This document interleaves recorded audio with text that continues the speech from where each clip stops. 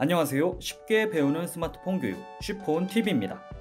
핸드폰을 구매하신 후 직원들에게 계속 물어볼 수도 없고 자녀분들에게 물어보기도 껄끄럽고 하신 분들을 위해 저희가 야심차게 준비했습니다. 천천히 계속 돌려보시면 1, 2주 이내 분명 편하게 쓰실 수 있습니다. 스마트폰이 아직 어려우신 분들을 위해서 상황에 맞추어 알려드려 보려 합니다. 최대한 천천히 설명드리며 여러 번 돌려보시면 엄청난 도움이 되실 거라 믿습니다. 설명에 앞서 왼쪽 아래 좋아요와 구독 버튼 한 번씩 꾹 눌러주시고, 자, 그럼 시작하겠습니다. 개인정보와 프라이버시가 중요한 요즘, 잠금장치 설정은 거의 필수인데 귀찮거나 잘 모르셔서 안 하시는 분들을 위해 쉽게 설명해 드립니다. 먼저 잠금장치에는 패턴, 비밀번호, 지문인식, 얼굴인식, 홍채인식 등 많은 잠금 방법이 있고, 이 중 가장 많이 사용하고 계시는 패턴, 비밀번호, 지문인식의 설정법에 대해 알려드리려 합니다. 아이폰, 애플 유저분들은 대부분 알고 계시니 안드로이드만 다루도록 하겠습니다.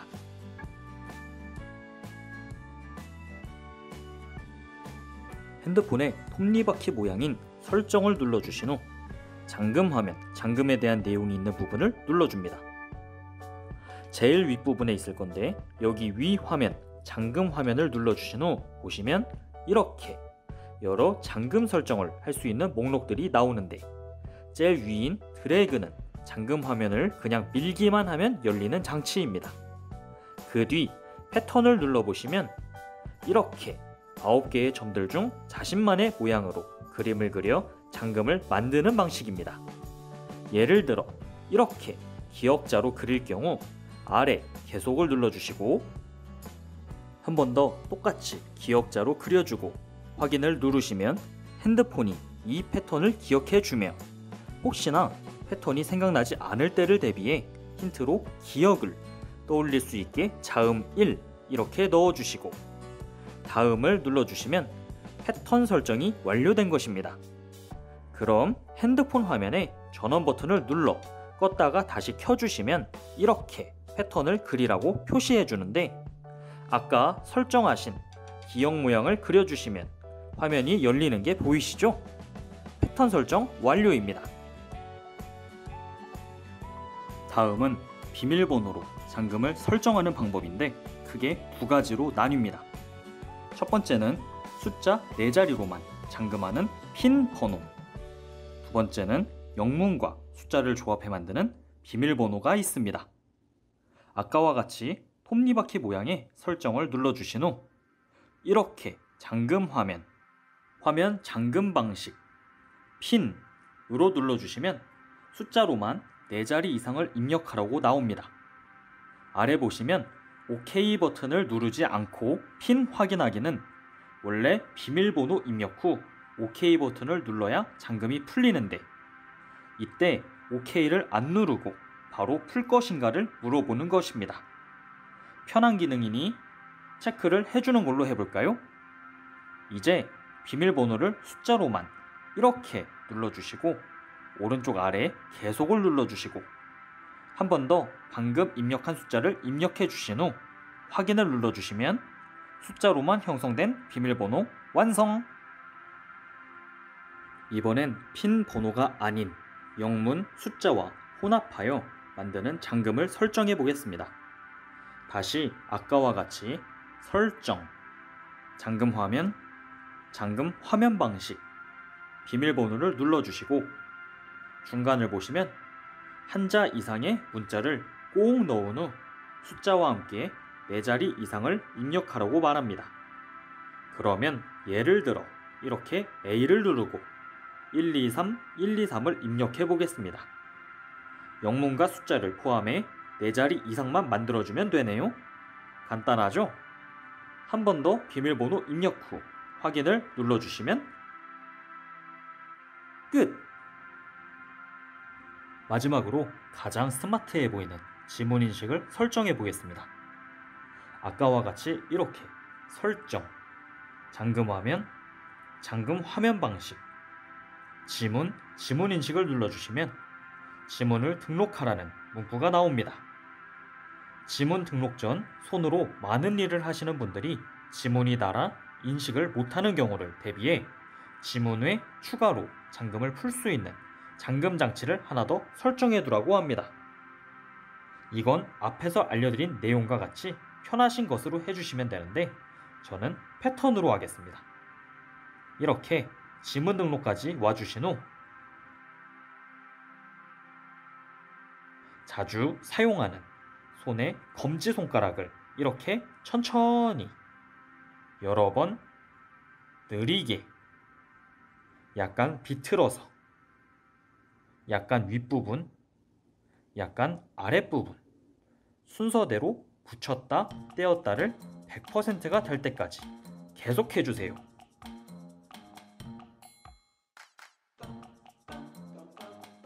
가장자리도 채워주시고 골고루 여러 번 붙였다 떼었다를 반복해 주십니다. 정확하게 손가락을 붙여주시는 게 가장 중요하며 이렇게 100%가 되었다면 추가 지문을 등록해 주시는 게 좋습니다. 다른 손가락도 한 개 더 해주시고 반대손의 검지와 편하신 손가락까지 4개까지는 등록해 주시면 사용하실 때 굉장히 편리합니다.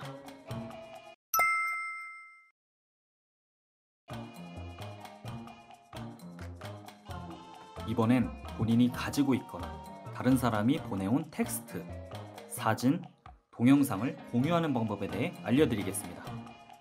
공유 방법을 총 3가지로 알려드릴 텐데 먼저 가까이 있는 핸드폰에 공유할 때 쓰는 블루투스와 다른 곳에 있는 사람에게 보낼 때 쓰는 카카오톡과 메시지까지 총 3가지로 알려드리겠습니다. 이 공유 방법을 알면 주변 지인분들께 공유하실 때 유용하실 겁니다. 먼저 블루투스에 대해 잠시 설명드리겠습니다. 블루투스는 여러 기능들로 쓰이는데 핸드폰 외 전자기기들, 예를 들어 블루투스 이어폰, 블루투스 스피커, 블루투스 갤럭시 기어를 연결할 때 쓰거나 가장 기초적인 방법은 핸드폰끼리의 연락처, 사진 공유를 할 때 쓰이는 프로그램입니다. 안드로이드로 알려드리겠습니다.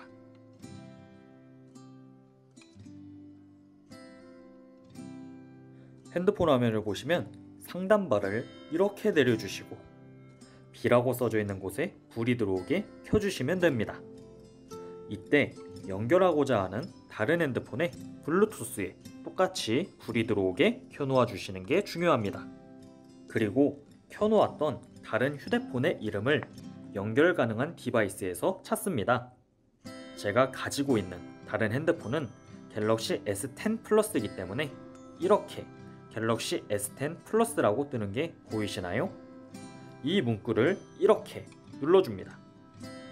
그러면 양쪽에서 블루투스 연결 요청이라는 문구가 나오는데 이때 양쪽 핸드폰에서 확인을 눌러주시면 연결이 됩니다. 여기서 한 가지 꼭 알아주셔야 하는 게 모든 공유는 보내고 싶은 어플에 들어가서 공유하기를 찾아야 합니다.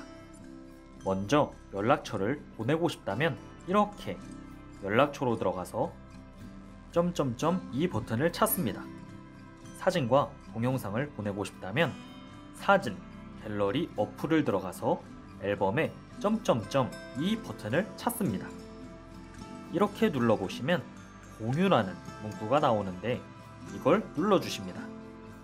그리고 공유하고 싶은 연락처나 사진을 선택해 주시면 되는데 쉬폰TV는 전체를 다 공유하고 싶어 전체 버튼을 누르고 아래 이 모양 3개가 연결되어 있는 공유 버튼을 눌러줍니다. 이처럼 연락처 공유 형식을 물어보면 파일로 선택해 주시고 어떤 방식으로 공유할지가 나오는데 이때 다시 블루투스 B 모양을 찾아 눌러주시면 됩니다. 만약 카카오톡으로 공유를 하신다면 카카오톡으로 눌러주시면 되겠죠? 블루투스를 누르면 이렇게 아까 연결했던 다른 휴대폰에 블루투스 이름이 나옵니다. 이 이름을 눌러주시면 다른 핸드폰에 알람이 울리며 받는 핸드폰을 열어주시면 연락처를 받는 것에 수락하시겠냐는 문구가 나오는데 수락을 눌러주시면 연락처가 받아집니다. 카카오톡으로 보내실 때와 문자로 보내실 때도 같은 형식인데 사진으로 예를 들어 먼저 공유를 하고 싶은 갤러리 속 사진 어플을 들어가셔서 앨범이나 보내고 싶은 사진을 눌러주신 후 이렇게 점점점 버튼을 찾아 누르시고 공유를 눌러줍니다.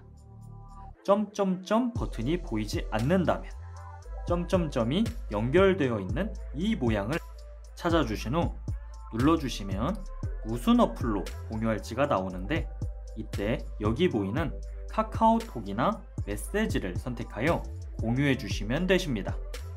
간단하죠? 천천히 화면을 읽으며 따라해 보시면 금방 터득하실 것입니다.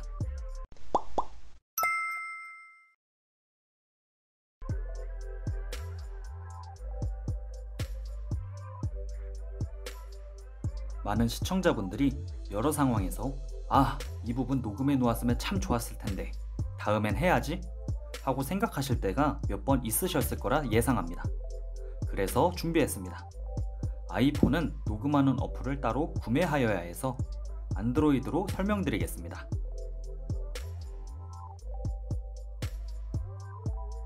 녹음하는 방법은 두 가지로 나뉘는데 일반적인 내용을 녹음할 때와 통화 중 녹음 이렇게 두 가지로 알려드리겠습니다.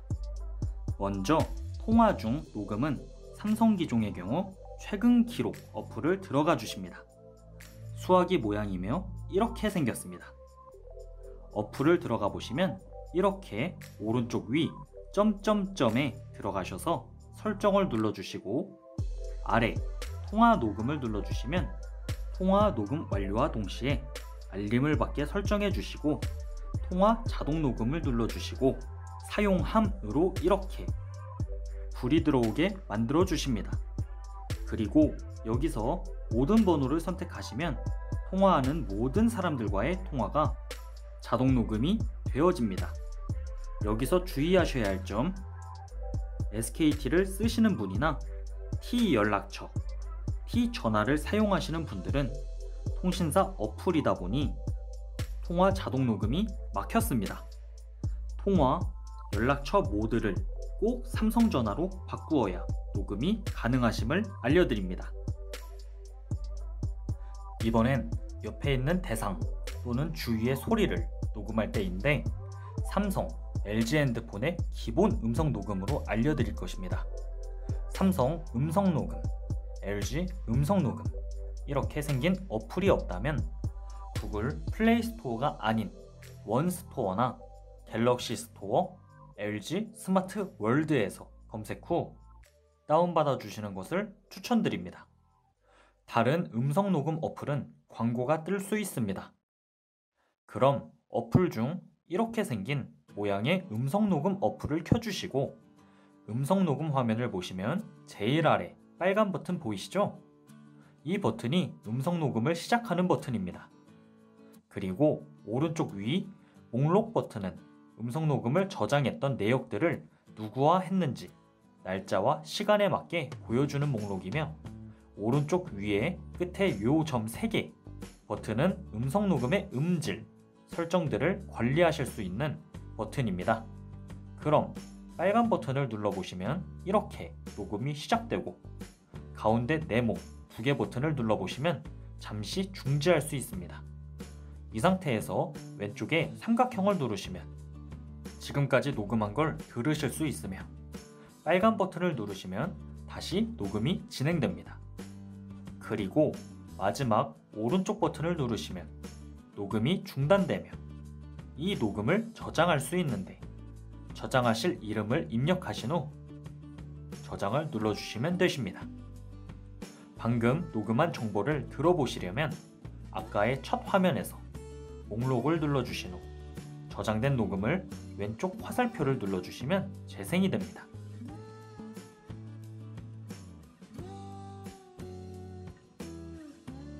다시 음성 녹음의 첫 화면으로 가셔서 점 3개를 누르신 후 설정을 눌러주시면 녹음의 음질, 녹음 중에 전화가 들어오면 차단되게 하는 기능까지 설정하실 수 있습니다. 여기까지 녹음을 사용하는 두 가지를 알려드렸습니다. 천천히 따라해 보시면 중요한 순간 녹음을 바로 하실 수 있는 능력이 생기실 것입니다.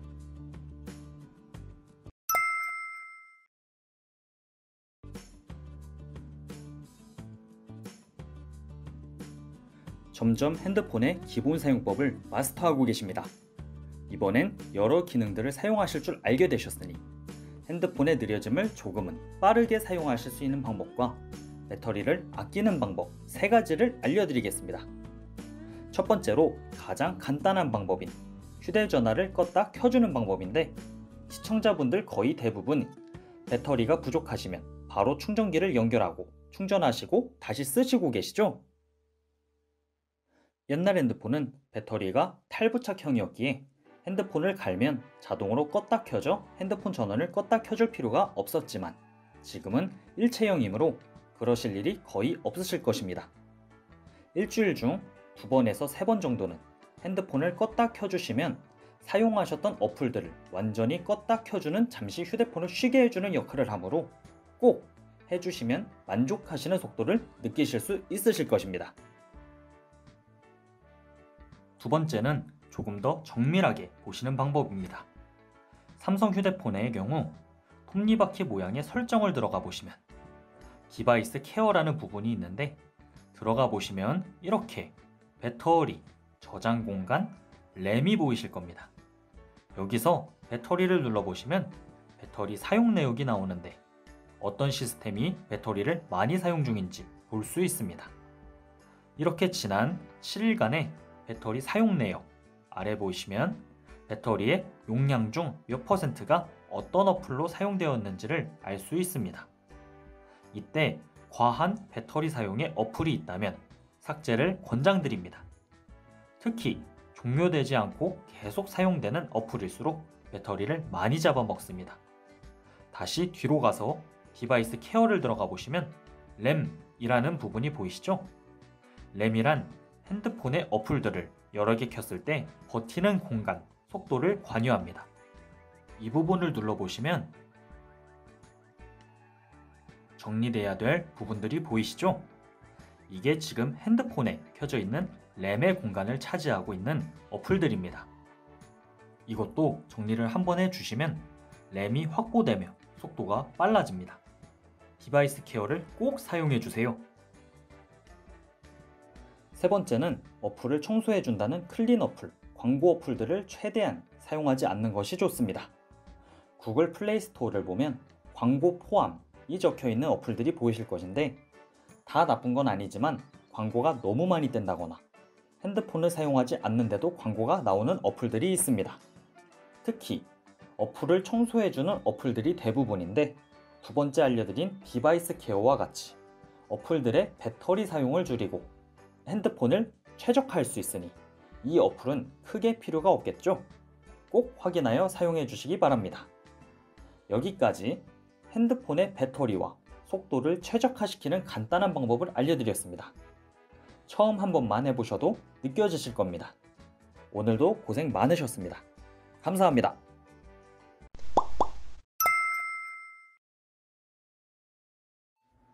다음 영상에서는 핸드폰을 구입 후 2년간 발생하는 여러 상황들에 대해 대처하는 방법을 알려드리겠습니다.